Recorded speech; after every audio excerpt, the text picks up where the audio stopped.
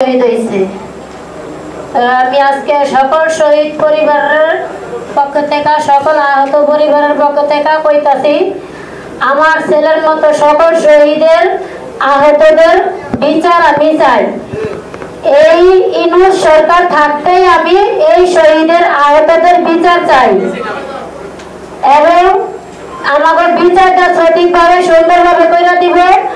আর জুলাই সনদ, জুলাই ঘোষণাপত্র এগুলো আমাদেরকে অতি দ্রুত ভাবে দিব, আর এগুলো আইনি ভিত্তিতে দিব, যেন আমরা বাংলাদেশে নিরাপত্তা জীবন ভাবে বাঁচতে পারি, এরকম ভাবে দিব, করে সুন্দরভাবে বাঁচার মতো দিব এবং ডাক্তার ইনুস স্যার থাকতেই দিব।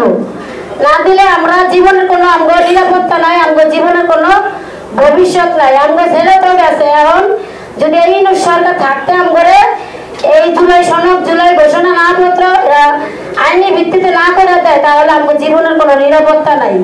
তাহলে আমরা আমাদের জীবনের নিরাপত্তা চাই, সকল শহীদ পরিবারের বিচার চাই। অতি প্রথমে সকল শহীদ পরিবারের বিচার করে দিব ডাক্তার ইনুস স্যার থাকতে, আর আহতকে বিচারও করে দিব।